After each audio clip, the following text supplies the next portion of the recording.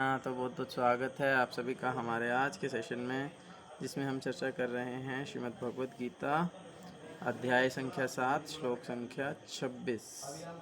कल हमने 25वें श्लोक तक चर्चा किया था और कल हमने चर्चा किया था कि जो अल्पज्ञानी लोग हैं वे या तो देवी देवताओं की पूजा करते हैं या फिर वे भगवान को निराकार मानते हैं। तो वे भगवान को स्वीकार नहीं कर पाते हैं, कृष्ण को भगवान रूप में या भगवान के साकार रूप को नहीं समझ पाते हैं, नहीं स्वीकार कर पाते हैं। तो उसी को ही आगे भगवान बढ़ा करके आगे यहाँ पर अगले श्लोक में कह रहे हैं। तो कृपया पीछे पीछे दोहराइए। वेदाहम समतीतानि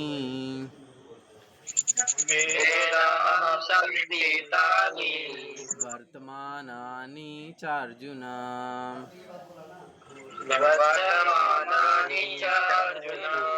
भविष्याणि च भूतानि मां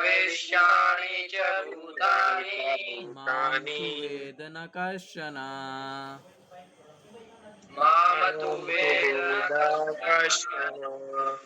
देखो, बहुत सरल सा श्लोक है, बहुत ही सिंपल है। वेद, वेद का मतलब होता है जानना। तो भगवान बोले वेद अहम, मैं जानता हूँ। क्या जानता हूँ? समतीतानि है, जो भूतकाल है, वर्तमानानि, जो वर्तमान है, और भविष्याणि, तो मैं भूत और वर्तमान और भविष्य सब कुछ जानता हूँ हैं। लेकिन और किसका? च भूतानि, सारे जीवों का। लेकिन माम, मुझे, तू, लेकिन संस्कृत में तू का मतलब लेकिन होता है, कहीं पे भी आएगा, बहुत बार आता है। तो तू वेदना कश्चना, मुझे कोई नहीं जानता। कितना सिंपल सा मीनिंग है, देखो। हे अर्जुन, श्री भगवान होने के नाते मैं जो कुछ भूतकाल में घटित हो चुका है, जो वर्तमान में घटित हो रहा है और जो आगे होने वाला है, वह सब कुछ जानता हूँ। मैं समस्त जीवों को भी जानता हूँ, किंतु मुझे कोई नहीं जानता। तो भगवान बोल रहे हैं कि मुझे तो एक्चुअल में कोई जानता ही नहीं है ना, क्योंकि जो भगवान को जान जाएगा स महात्मा सुदुर्लभा, ऐसे व्यक्ति तो दुर्लभ होता है, बिरला होता है। तात्पर्य, यहाँ पर साकारता तथा निरकारता का स्पष्ट उल्लेख है। यदि भगवान कृष्ण का स्वरूप माया होता, जैसा कि मायावादी मानते हैं, तो उन्हें भी जीवात्मा की भांति अपना शरीर बदलना पड़ता और विगत जीवन के विषय में सब कुछ विस्मरण हो जाता। शरीर बदलने का मतलब है विस्मरण, भूल जाना। हम भूल जाते हैं कि हम पिछले जन्म में क्या थे, पिछले शरीर में क्या थे, हमने क्या क्या किया, वो सब कुछ हम भूल गए। क्यों? क्योंकि हमने शरीर बदल दिया है। तो अगर भगवान ने भी शरीर बदल दिया होता तो भगवान भी भूल गए होते। कोई भी भौतिक देहधारी अपने विगत जीवन की स्मृति बनाए नहीं रख पाता, ना ही वह भावी जीवन के विषय में या वर्तमान जीवन की उपलब्धि के विषय में भविष्यवाणी कर सकता है। अतः वह यह नहीं जानता कि भूत, वर्तमान तथा भविष्य में क्या घट रहा है। भौतिक कल्मश से मुक्त हुए बिना वह ऐसा नहीं कर सकता। सामान्य मनुष्यों से भिन्न भगवान कृष्ण स्पष्ट करते हैं कि वे यह भली भांति जानते हैं कि भूतकाल में क्या घटा, वर्तमान में क्या हो रहा है और भविष्य में क्या होने वाला है। लेकिन सामान्य मनुष्य ऐसा नहीं जानते हैं। चतुर्थ अध्याय में हम देख चुके हैं कि लाखों वर्ष पूर्व उन्होंने सूर्यदेव विवस्वान को जो उपदेश दिया था वह उन्हें स्मरण है। कृष्ण प्रत्येक जीव को जानते हैं क्योंकि वे सबों के हृदय में परमात्मा रूप में स्थित हैं, किंतु अल्पज्ञानी प्रत्येक जीव के हृदय में परमात्मा रूप में स्थित होने तथा श्री भगवान के रूप में उपस्थित रहने पर भी श्री कृष्ण को परम पुरुष के रूप में नहीं जान पाते, भले ही वे निर्विशेष ब्रह्म को क्यों ना समझ लेते हों। निसंदेह श्री कृष्ण का दिव्य शरीर अनश्वर है, वे सूर्य के समान हैं और माया बादल के समान हैं। भौतिक जगत में हम सूर्य को देखते हैं, बादलों को देखते हैं और विभिन्न नक्षत्र तथा ग्रहों को देखते हैं। आकाश में बादल इन सबों को अल्पकाल के लिए ढक सकता है, किंतु यह आवरण हमारी दृष्टि तक ही सीमित होता है। सूर्य, चंद्रमा तथा तारे सचमुच ढके नहीं होते। इसी प्रकार माया परमेश्वर को आच्छादित नहीं कर सकती, है ना। हमने पिछले श्लोकों में पढ़ा कि भगवान बोल रहे हैं कि मैं माया के द्वारा ढका रहता हूँ। तो उस चीज़ को यहाँ पर क्लियर किया गया है कि एक्चुअल में माया भगवान को नहीं ढकती है। भगवान किसको ढक देती है? भगवान हमारी आँखों को ढक देती है। जैसे मान लीजिए कभी कभी बहुत तेज सूरज निकला होता है और उसके सामने में कोई बादल आ जाता है, तो वो बादल आने से हमारे जो एरिया में पूरा छाँव हो जाती है। तो उसका मतलब ये नहीं है कि भाई वो उस बादल ने पूरे सूर्य को ढक दिया और अब सब जगह छाँव हो गई है। नहीं नहीं, वो छोटा सा बादल है, उसने केवल एक छोटे से एरिया में जो है सूर्य को ढका है, बाकी जगह पर तो सूर्य दिख रहा है। तो मेरी आंखों से सूर्य आच्छादित हो गया, लेकिन सूर्य आच्छादित नहीं हुआ है। तो आच्छादित क्या हुआ है? मेरी आंखें हुई हैं, है ना। वे अपनी अंतरंग शक्ति के कारण अल्पज्ञों को दृश्य नहीं होते, जैसा कि इस तृतीय अध्याय के तृतीय श्लोक में कहा गया है कि करोड़ों पुरुषों में से कुछ ही सिद्ध बनने का प्रयत्न करते हैं और सहस्त्रों ऐसे सिद्ध पुरुषों में से कोई एक भगवान को समझ पाता है। भले ही कोई निराकार ब्रह्म या अंतर्यामी परमात्मा की अनुभूति के कारण सिद्ध हो ले, किंतु कृष्ण भावनामृत के बिना वह भगवान श्री कृष्ण को समझ ही नहीं सकता, है ना। तो बहुत क्लियर प्रभुपाद क्या बोलते हैं, वो दे दिए, कंक्लूजन दे दिए हैं कि कृष्ण भावनामृत के बिना यदि हम भगवान कृष्ण की भावना से अपने आप को पूरित नहीं करेंगे, यदि हम जो हैं जैसे कि पिछले श्लोक में बोला था, हरे कृष्ण महामंत्र का जप नहीं करेंगे, भगवान का भक्ति नहीं करेंगे, तो हम भगवान कृष्ण को नहीं समझ सकते। ठीक है जी, अगला श्लोक है, कृपया दोहराइए, अच्छा श्लोक है। इच्छा द्वेष समुत्थेन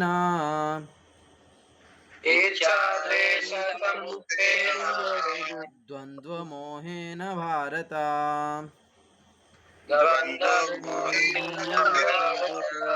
सर्वभूतानि सम्मोहम् सर्गे यान्ति परन्तप।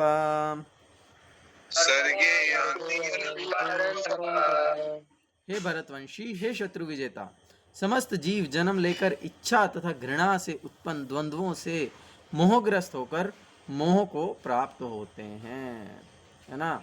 जब व्यक्ति जन्म लेता है तो फिर वो दो चीज़ों में फंस जाता है, इच्छा में और घृणा में। तात्पर्य, घृणा माने ईर्ष्या, है ना। तात्पर्य, जीव की स्वाभाविक स्थिति शुद्ध ज्ञान रूप परमेश्वर की अधीनता है। मोहवश जब मनुष्य इस शुद्ध ज्ञान से दूर हो जाता है तो वह माया के वशीभूत हो जाता है और भगवान को नहीं समझ पाता। यह माया इच्छा तथा घृणा के द्वंद्व रूप में प्रकट होती है। इसी इच्छा तथा घृणा के कारण मनुष्य परमेश्वर से तदाकार होना चाहता है और भगवान के रूप में कृष्ण से ईर्ष्या करता है, किंतु शुद्ध भक्त इच्छा तथा घृणा से मोहग्रस्त नहीं होते। अतः वे समझ सकते हैं कि भगवान श्री कृष्ण अपनी अंतरंगा शक्ति से प्रकट होते हैं, पर जो द्वंद्व और अज्ञान के कारण मोहग्रस्त हैं, वे यह सोचते हैं कि भगवान भौतिक शक्तियों द्वारा उत्पन्न होते हैं। यही उनका दुर्भाग्य है। ऐसे मोहग्रस्त व्यक्ति मान अपमान, दुख सुख, स्त्री पुरुष, अच्छा बुरा, आनंद पीड़ा जैसे द्वंद्वों में रहते हैं। वे सोचते रहते हैं, यह पत्नी मेरी है, यह घर मेरा है, मैं इस घर का स्वामी हूँ, मैं इस पत्नी स्त्री का पति हूँ। ये ही मोह के द्वंद्व हैं। जो लोग ऐसे द्वंद्वों से मोहग्रस्त रहते हैं वे निपट मूर्ख हैं और वे भगवान को नहीं समझ सकते। तो यानी कि ये द्वंद्व से मुक्त होने के लिए क्या होना पड़ेगा? हमको शरीर के स्तर से ऊपर उठना पड़ेगा। जब तक हम शरीर के स्तर पर रहेंगे तब तक हम शरीर से संबंधित चीज़ों को अपना मानते ही रहेंगे, है ना। तो इसलिए इन द्वंद्वों से मुक्त होने के लिए हमको शरीर के स्तर से ऊपर उठना होगा, जिससे कि हम फिर भगवान को समझ पाएंगे। यस, ऋषभ प्रभु क्या कहना चाहते हैं? हरे कृष्ण प्रभु। प्रभु ये द्वंद्व होता क्या है? द्वंद्व नहीं पढ़ा? कौन सी क्लास में हो प्रभु? 10th है। 10th प्रभु, 10th में तो द्वंद्व है हिंदी भाषा में। यस, समास का एक प्रकार है द्वंद्व, सभी संबंध विच्छेद। जहाँ पर द्वंद्व माने दो चीजें हैं, जैसे सुख और दुख, ये सारे यहाँ पे दिया ना, ये सब द्वंद्व हैं, ये सब द्वंद्व हैं। मान अपमान, सुख दुख, स्त्री पुरुष, अच्छा बुरा, आनंद पीड़ा एक दूसरे का अपोजिट है, तो इसको द्वंद्व कहते हैं। कि मतलब कभी मान होगा, कभी कोई सम्मान देगा आपको, कभी आपका अपमान कर देगा, है ना। कभी आपको दुख मिलेगा, कभी सुख मिलेगा। कोई स्त्री है, कोई पुरुष है, कभी अच्छा होगा, कभी बुरा होगा, कभी आनंद मिलेगा, कभी पीड़ा। तो ये द्वंद्व हैं। तो इसीलिए जब व्यक्ति शरीर के स्तर से ऊपर उठ जाएगा तो फिर उसको मान अपमान से फर्क नहीं, फिर सुख दुख से फर्क नहीं, स्त्री पुरुष से फर्क नहीं, अच्छा बुरा से फर्क नहीं, आनंद पीड़ा से भी फर्क नहीं, तो फिर द्वंद्व से ऊपर उठ जाएगा, है ना। ठीक है जी। अगला श्लोक ये इम्पोर्टेंट है, कृपया दोहराइए। येषां त्वन्तगतं पापं जनानां पुण्यकर्मणां ते द्वन्द्वमोहनिर्मुक्ता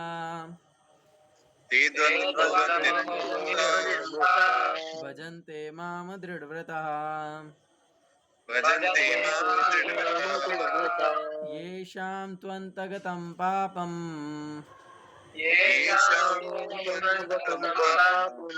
जनानां पुण्यकर्मणां ते द्वन्द्वमोहनिर्मुक्ता भजन्ते माम दृढव्रता।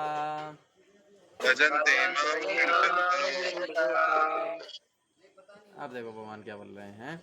जिन मनुष्यों ने पूर्व जन्मों में तथा इस जन्म में पुण्य कर्म किए हैं और जिनके पाप कर्मों का पूर्णतया उच्छेदन हो चुका है, वे मोह के द्वंद्वों से मुक्त हो जाते हैं और वे संकल्प पूर्वक मेरी सेवा में तत्पर हो जाते हैं।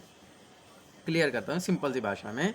येषा माने जिसके, त्वंतगतम पापम जिसके पाप जो हैं वो अंत हो चुके हैं, जो पापों से मुक्त हो चुका है, जिसने पाप करने बंद कर दिए हैं, और जना नाम पुण्य कर्मणाम, और जो व्यक्ति अब पुण्य कर्मों में लग गया है, पवित्र कार्यों में लग गया है, जो शास्त्रों के निर्देशानुसार कार्यों में लग गया है, पुण्य कर्मणाम, ऐसे व्यक्ति क्या होगा, ते द्वंद्व मोह निर्मुक्ता।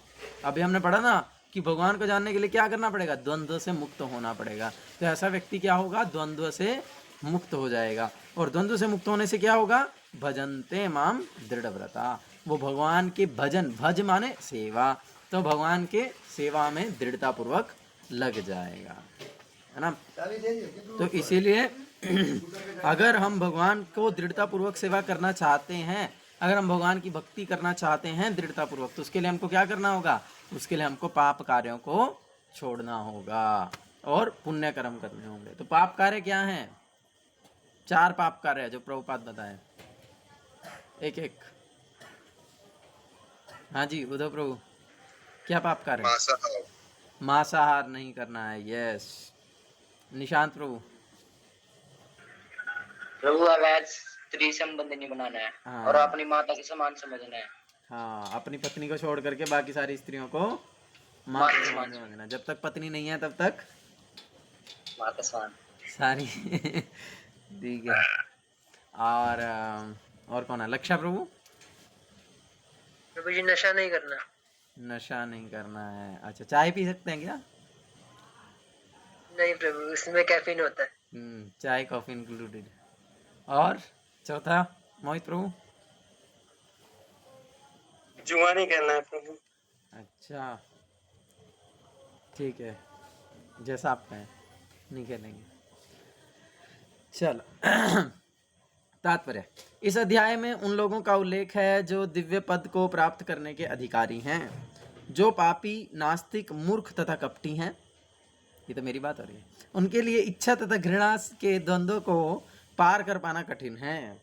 केवल ऐसे पुरुष भक्ति स्वीकार करके क्रमशः भगवान के शुद्ध ज्ञान को प्राप्त करते हैं, जिन्होंने धर्म के विधि विधानों का अभ्यास करने, पुण्य कर्म करने तथा पाप कर्मों के जीतने में अपना जीवन लगाया है। फिर वे क्रमशः भगवान का ध्यान समाधि में करते हैं। आध्यात्मिक पद पर आसीन होने की यही विधि है। शुद्ध भक्तों की संगति में कृष्ण भावनामृत के अंतर्गत ही ऐसी पद प्राप्ति संभव है, क्योंकि महान भक्तों की संगति से ही मनुष्य मोह से उबर सकता है। तो अब इसमें देखो कितना सुंदर प्रभुपाद तात्पर्य लिखते, एकदम आनंद आ गया। तो अब कैसे होगा, कैसे हम पाप कर्मों से मुक्त होंगे और कैसे हम पुण्य कर्मों में लगेंगे, उसके लिए हमको क्या करना होगा, उसके लिए हमको महान भक्तों की संगति करनी होगी। महत सेवा द्वारम आहुर विमुक्तेश, है ना। तो महात्माओं की संगति करनी होगी, महान भक्तों की संगति करेंगे तो स्वतः ही जो हमारे पाप कार्य हैं उससे हम निवृत्त हो जाएंगे और हम स्वतः ही पुण्य कर्मों में लग जाएंगे। ठीक है। अब इसी का अच्छा, अब ये है आगे तात्पर्य। श्रीमद् भागवतम में कहा गया है, और वही वाला श्लोक, श्रीमद् भागवतम में कहा गया है कि यदि कोई सचमुच मुक्ति चाहता है तो उसे भक्तों की सेवा करनी चाहिए। महत् सेवा द्वारम आहुर विमुक्तेस। किंतु जो भौतिकतावादी पुरुषों की संगति करता है वह संसार के गहन अंधकार की ओर अग्रसर होता रहता है। तमो द्वारम योषिताम संगी संगम। भगवान के सारे भक्त विश्व भर का भ्रमण इसलिए करते हैं जिससे वे बद्धजीवों को उनके मोह से उबार सकें। मायावादी यह नहीं जान पाते कि परमेश्वर के अधीन अपनी स्वाभाविक स्थिति को भूलना ही ईश्वरीय नियम की सबसे बड़ी अवहेलना है। जब तक वह अपनी स्वाभाविक स्थिति को पुनः प्राप्त नहीं कर लेता तब तक परमेश्वर को समझ पाना या संकल्प के साथ अपनी उनकी दिव्य प्रेमा भक्ति में पूर्णतया प्रवृत्त हो पाना कठिन है। जब तक जीव अपने आप को आत्मा के रूप में, भगवान के नित्य दास के रूप में जब तक स्थापित नहीं हो जाएगा, है ना, तब तक भगवान का जो दृढ़तापूर्वक भजन करना है वह संभव नहीं है। तो इसलिए हमको क्या है, द्वंद्वों से मुक्त होना होगा, जैसा कि श्लोक में बताया है। और उसके लिए हमको क्या करना होगा, उसके लिए हमको पाप कार्यों को छोड़ना होगा और पुण्य कार्यों को में प्रवृत्त होना होगा। और उसके लिए क्या करना होगा, महात्माओं की संगति करनी होगी, महान भक्तों की सेवा करनी होगी, है ना। मैं ये बोल रहा था कि ये जो श्लोक है, इस श्लोक से रिलेटेड एक और श्लोक है भगवद गीता में। यहाँ पर क्या बोल रहे हैं कि जो दृढ़ता पूर्वक मेरा भजन कौन करेगा, जो पापों से मुक्त हो गया है। यानी कि भगवान की शरण में कौन आ पाएगा, कौन भगवान की भक्ति कर सकता है, कौन भगवान की शरण ले सकता है, जिसने पापों को छोड़ दिया। और 18वें अध्याय के जो लास्ट श्लोक में बोलते हैं ना, 66वां या 65वां श्लोक है, जिसमें भगवान क्या बोल रहे हैं, सर्वधर्मान परित्यज्य मामेकं शरणं व्रज अहम त्वां सर्व पापेभ्यो मोक्षयिष्यामि मा शुचः।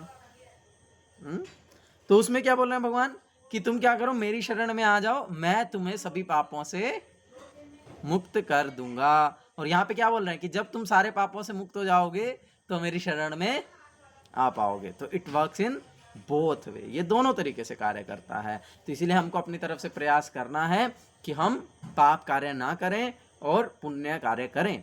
तो क्या होगा, और तो हम भगवान की जब शरण लेंगे तो जितनी हम शरण ले पाएंगे तो फिर भगवान हमारे जो पिछले पाप कार्य हैं, जो हमारे पाप कर्मों के जो फल संचित हो रखे हैं, वो सबको भगवान क्या कर देंगे, नष्ट कर देंगे। ठीक है जी, क्लियर। चलो अगला श्लोक। जरा मरण मोक्षाय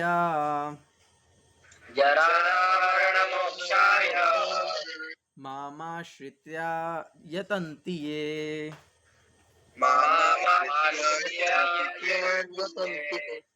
ते ब्रह्म तद्विदु कृत्सन्।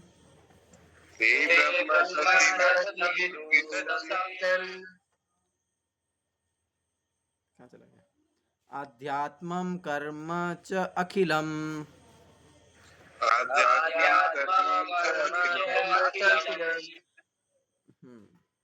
अनुवाद है, जो जरा तथा मृत्यु से मुक्ति पाने के लिए यत्नशील रहते हैं वे बुद्धिमान व्यक्ति मेरी भक्ति की शरण ग्रहण करते हैं। वे वास्तव में ब्रह्म हैं क्योंकि वे दिव्य कर्मों के विषय में पूरी तरह से जानते हैं। जरा का मतलब होता है बुढ़ापा और मृत्यु मतलब मरण। तो जो बुद्धिमान व्यक्ति है, जो कि अब जन्म मृत्यु जरा व्याधि के जो ये चक्र है उससे मुक्त होना चाहते हैं, ऐसे लोग भगवान की शरण ग्रहण करते हैं। जन्म मृत्यु जरा तथा रोग इस भौतिक शरीर को सताते हैं, आध्यात्मिक शरीर को नहीं। आध्यात्मिक शरीर के लिए न जन्म है, न मृत्यु, न जरा, न रोग। अतः जिसे आध्यात्मिक शरीर प्राप्त हो जाता है वह भगवान का पार्षद बन जाता है और नित्य भक्ति करता है, वही मुक्त है। मुक्ति की डेफिनेशन कोई जानता है, मुक्ति का मतलब क्या है? प्रभुपाद बहुत बार बोलते हैं अपने लेक्चर्स में, मुक्ति क्या है? अरे लाइट बंद कर दिया। मुक्ति क्या है? मुक्ति हित्वा अन्यथा रूपम स्वरूपेण अवस्थिति। कि मुक्ति का अर्थ है हित्वा अन्यथा रूपम, दूसरे रूपों को छोड़ करके, कि मैं भारतीय हूँ, मैं हरियाणवी हूँ, मैं पुरुष हूँ, ये सारे जो हमारे दूसरे रूप हैं, गलत रूप हैं, नकली रूप हैं, या मैं जाट हूँ, हैं, मैं गुरु महाराज बोलते हैं भारद्वाज ब्राह्मण हूँ, हैं, ऐसे ये सारे जो हमारे जो गलत रूप हैं उनको छोड़ करके मुक्ति हित्वा अन्यथा रूपम, क्या है, स्वरूपेण व्यवस्थिति, अपने स्वरूप में, अपने वास्तविक स्वरूप में व्यवस्थित हो जाना। अपना वास्तविक स्वरूप हमारा क्या है, क्या है, जीवेर स्वरूप है निश्चय कृष्ण का। जीवेर स्वरूप है कृष्णेर नित्यदास, की हम क्या हैं, हम भगवान कृष्ण के नित्यदास हैं, आत्मा है ना। तो उस रूप में जब हम स्थापित हो जाएंगे, स्थित हो जाएंगे, तो जो है मुक्त हो जाएंगे, यही मुक्ति है। अहम ब्रह्मास्मि, मैं आत्मा हूँ। कहा गया है कि मनुष्य को चाहिए कि वह यह समझे कि मैं ब्रह्म या आत्मा हूँ। जीवन का यह ब्रह्म बोध ही भक्ति है। जैसा कि श्लोक में कहा गया है, शुद्ध भक्त ब्रह्म पद पर आसीन होते हैं और वे दिव्य कर्मों के विषय में सब कुछ जानते रहते हैं। भगवान की दिव्य सेवा में रत रहने वाले 4 प्रकार के अशुद्ध भक्त हैं।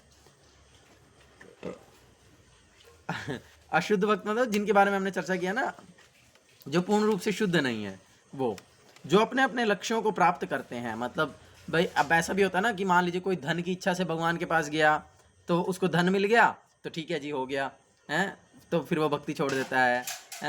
या फिर क्या था, किसी कोई दुख थे जीवन में तो भगवान के पास गया, तो वो दुख जीवन से हट गए, तो फिर उसने भक्ति करना छोड़ दिया, जप करना छोड़ दिया। ऐसा बहुत सारे लोग करते हैं, जप करते हैं, सब कुछ करते हैं, जब जीवन में कष्ट होता है, फिर जीवन से कष्ट चला जाता है, सब कुछ नॉर्मल हो जाता है, फिर भक्ति करना छोड़ देते हैं, फिर जप करना छोड़ देते हैं। किसी का बिजनेस डाउन जा रहा होता है ऐसी, तो करने लग जाता है, कुछ पूजा पाठ करता है, फिर हो जाता है, फिर से राइज आ जाता है, फिर छोड़ देता है। तो ऐसा बहुत सारे केसेस होते हैं। तो इसलिए क्या होता है कि वो उनके लक्ष्यों को प्राप्त करते हैं और फिर छोड़ देते हैं। तो बहुत सारे ऐसे लोग भी होते हैं, तो इसलिए अशुद्ध हैं, पूर्ण रूप से शुद्ध नहीं है। हालांकि भक्ति करते करते हो सकता है कि वो शुद्ध हो जाएं, लेकिन ऐसा आवश्यक नहीं भी है ना।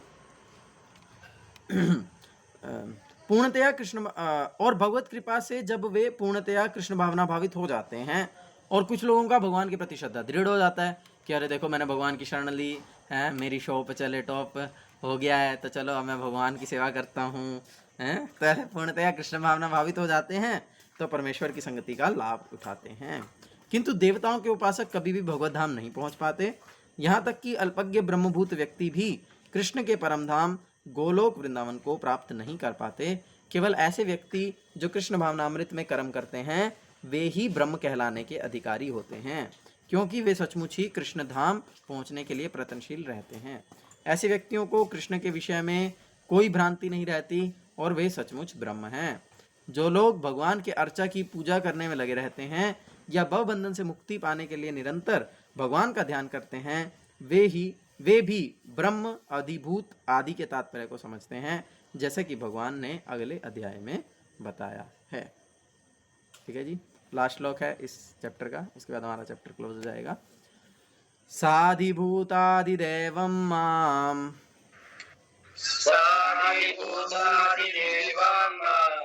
सा आधियज्ञं च ये विदुः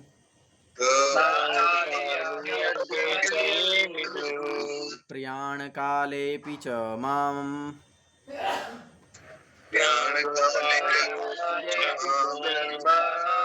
ते विदुर्युक्तचेतसः।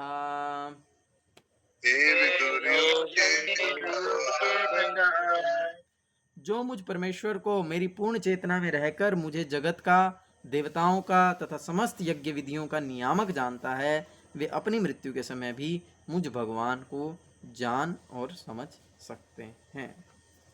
तात्पर्य, कृष्ण भावनामृत में कर्म करने वाले मनुष्य कभी भी भगवान को पूर्णतया समझने के पथ से विचलित नहीं होते। कृष्ण भावनामृत के दिव्य सानिध्य से मनुष्य यह समझ सकता है कि भगवान किस तरह भौतिक जगत और देवताओं आदि तक के नियामक हैं। धीरे धीरे ऐसी दिव्य संगति से मनुष्य का भगवान में विश्वास बढ़ता है। अतः मृत्यु के समय ऐसा कृष्ण भावना भावित व्यक्ति कृष्ण को कभी भुला नहीं पाता, अतएव वह सहज ही भगवत धाम गोलोक वृंदावन को प्राप्त होता है। यह 7वां अध्याय विशेष रूप से बताता है कि कोई किस प्रकार से पूर्णतया कृष्ण भावना भावित हो सकता है। कृष्ण भावना का शुभारंभ ऐसे व्यक्तियों के सानिध्य से होता है जो कृष्ण भावना भावित होते हैं। ऐसा सानिध्य आध्यात्मिक होता है और इससे मनुष्य प्रत्यक्ष भगवान के संसर्ग में आता है और भगवत कृपा से वह कृष्ण को भगवान समझ सकता है। साथ ही वह जीव के वास्तविक स्वरूप को समझ सकता है और यह समझ सकता है कि किस प्रकार जीव कृष्ण को भुलाकर भौतिक कार्यों में उलझ जाता है। सत्संगति में रहने से कृष्ण भावना के क्रमिक विकास से जीव यह समझ सकता है कि किस प्रकार कृष्ण को भुलाने से वह प्रकृति के नियमों द्वारा बद्ध हुआ है। वह यह भी समझ सकता है कि यह मनुष्य जीवन कृष्ण भावनामृत को पुनः प्राप्त करने के लिए मिला है, अतः इसका सदुपयोग परमेश्वर की अहेतु की कृपा प्राप्त करने के लिए करना चाहिए। इस अध्याय में जिन अनेक विषयों की विवेचना की गई है वे हैं। तो अब यहाँ पर प्रभुपाद मतलब समराइज कर रहे हैं पूरे चैप्टर को ना। दुख में पड़ा हुआ मनुष्य, जिज्ञासु मानव, अभावग्रस्त मानव, ब्रह्म ज्ञान, परमात्मा ज्ञान, जन्म मृत्यु तथा रोग से मुक्ति एवं परमेश्वर की पूजा। किंतु जो व्यक्ति वास्तव में कृष्ण भावनामृत को प्राप्त हैं, वह विभिन्न विधियों की परवाह नहीं करता, वह सीधे कृष्ण भावनामृत के कार्यों में प्रवृत्त होता है और उसी से भगवान कृष्ण के नित्यदास के रूप में अपनी स्वाभाविक स्थिति को प्राप्त करता है।